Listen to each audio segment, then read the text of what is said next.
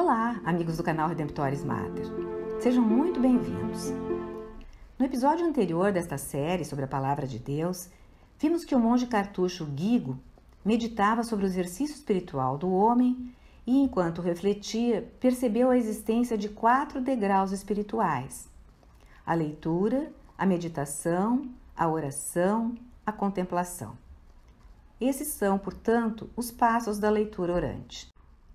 Na exortação apostólica sobre a Palavra de Deus na vida e na missão da Igreja, de 30 de setembro de 2010, o hoje Papa Emérito Bento XVI lembra esses passos fundamentais, explicando assim: a Lectio Divina começa com a leitura, ou Lectio em latim, do texto, buscando um autêntico conhecimento do seu conteúdo. O que diz o texto bíblico em si mesmo? Aqui é preciso acolher a Bíblia não como um livro qualquer, mas como um tesouro, que é a Palavra de Deus que quer nos falar. Para captar o sentido do texto do modo mais pleno possível, podem ajudar algumas perguntas. Quem está no texto? O que diz e o que faz cada personagem? Onde se passa a passagem? Como se situa esse texto na Bíblia e em que contexto? Que relação ele tem com outros textos? Segue-se depois a meditação ou meditácio, durante a qual nos perguntamos: que nos diz o texto bíblico? Aqui cada um, pessoalmente, e também como realidade comunitária, deve deixar-se interrogar e sensibilizar, porque não se trata de considerar palavras pronunciadas no passado, mas palavras que falam no presente. É muito importante perceber o que o texto diz para mim, e não somente para os outros. Esse diálogo pode ser facilitado por algumas perguntas. Por exemplo, o que há de semelhante e de diferente entre a situação do texto e a nossa de hoje? O que a mensagem desse texto diz para a nossa situação? Que mudanças de comportamento nos sugere? Neste passo, pode-se perceber o quanto as ideias de Deus são diferentes das nossas e a necessidade de deixar que a Palavra de Deus transforme as nossas convicções. Muitas vezes é preciso mudar de mentalidade para aderir à vontade de Deus.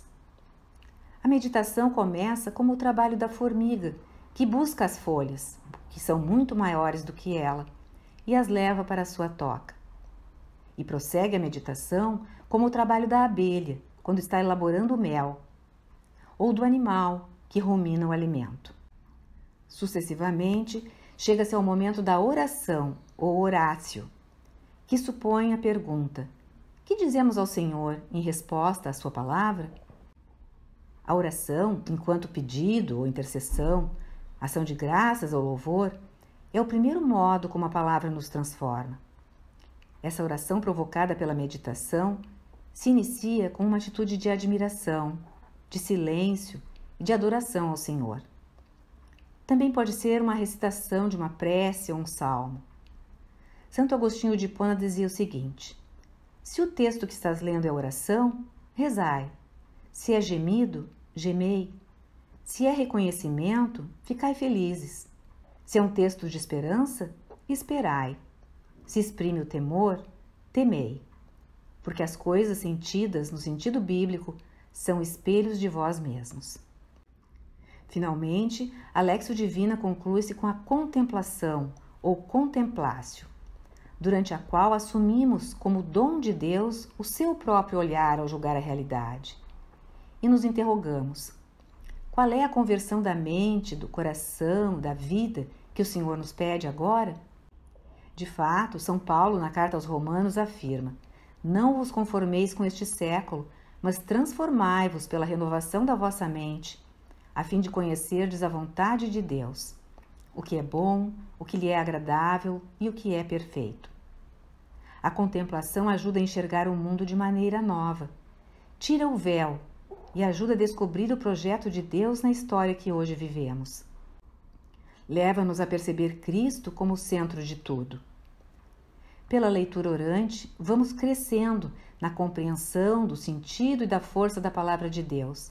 Vamos sendo transformados e nos tornando capazes de transformar a realidade. Contemplar é enxergar, saborear e agir. a pessoa é transformada pela palavra de Deus. Por isso, contempla a presença de Deus em sua vida e adquire um novo olhar sobre a realidade. Recorda ainda o Papa Bento XVI que a Léxio Divina não está concluída na sua dinâmica enquanto não chegar à ação, ou axio, que impele a existência do fiel a doar-se aos outros na caridade. Obrigada por terem acompanhado essa postagem. Se gostaram, cliquem em seu like, inscrevam-se no canal e acionem o sininho para serem notificados de outras publicações.